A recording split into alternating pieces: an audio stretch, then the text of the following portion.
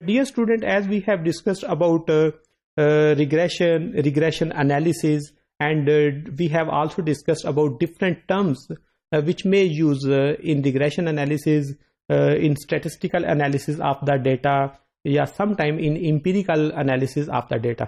कि जिस वक्त हमारे पास पॉवर्टी सर्वे अवेलेबल है, डेटा हमने कलेक्ट कर लिया, देन एम्पिरिकल एनालिसिस के लिए हम उसके इंडिपेंडेंट एंड डिपेंडेंट वेरिएबल के कोएफिशिएंट्स चेक करते हैं, देन हम आर स्क्वायर की वैल्यू चेक करते हैं, then it is statistics for the level of significance हम उसको यूज कर सकते हैं. इसी तरह इसमें जब हम मेजर करते हैं कोएफिशिएंट को, तो एक बहुत बड़ा इशू आता है in the shape of measurement error, कि आप जिन वेरिएबल को मेजर कर रहे हैं उनमें एरर के चांसेस थोड़े से ज्यादा होते हैं. लाइक आप कंजम्पशन पैटर्न लोगों का चेक कर रहे हैं, तो आपको कंजम्पशन वो बताएंगे लेकिन एग्जैक्ट कंजम्पशन नहीं बताएंगे. Same as the case of income, कि अगर आप उससे इनकम पूछते हैं, उसकी इनकम 23,000 है, तो वो आपको या 20 बताएगा या 25,000 बताएगा, वो एग्जैक्ट आपको नहीं बताएगा कि 23,729 रुपीज. तो इसलिए इसमें एक थोड़ी सी वेरिएशन आएगी, थोड़ा सा एरर के चांसेस आएंगे. Same is the case of age. आप किसी से एज पूछते हैं तो वो ये नहीं बताएगा कि एज 32 ईयर है, वो 30 ईयर्स में रहेगा.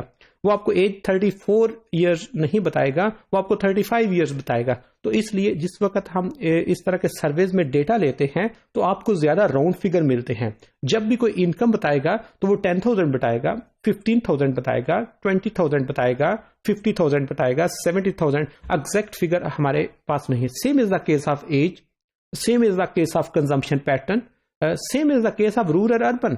एक बंदा अर्बन एरिया में रह रहा है, इन केस ऑफ पाकिस्तान के वो इस्लामाबाद में है, वो भी अर्बन में कंसीडर होगा. एक बंदा लाहौर में रह रहा है, वो भी अर्बन में कंसीडर होगा. एक बंदा गुजरांवाला में रह रहा है, वो भी अर्बन में कंसीडर होगा. एक बंदा गुजरात में रह रहा है, वो भी अर्बन में कंसीडर होगा. लेकिन इन चारों की कैरेक्टरिस्टिक्स डिफरेंट होंगी.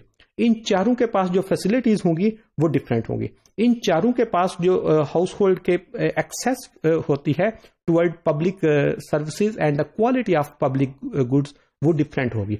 चारों के पास जो स्कूलिंग की क्वालिटी है वो डिफरेंट होगी. चारों का इंफ्रास्ट्रक्चर डिफरेंट होगा. चारों के पास हेल्थ फैसिलिटीज डिफरेंट होंगी. चारों के पास एम्पावरमेंट डिफरेंट होगी. एम्प्लॉयमेंट अपॉर्चुनिटीज डिफरेंट होंगी. तो वो सारे का सारा जब वो चेंज आएगा, और ये जो वेरिएशन है इसको जब हम रिग्रेशन में यूज करते हैं, तो ये हमें एक मेजरमेंट एरर की तरफ लेके चलता है. इसलिए जब हमारे पास फाइंडिंग्स आती हैं, तो हमने ये जो इश्यूज होते हैं, ये जो लिमिटेशंस होती हैं, इनको भी डिस्कस करना होता है, ताकि पॉलिसी मेकिंग प्रोसेस में इनको कंट्रोल किया जा सके.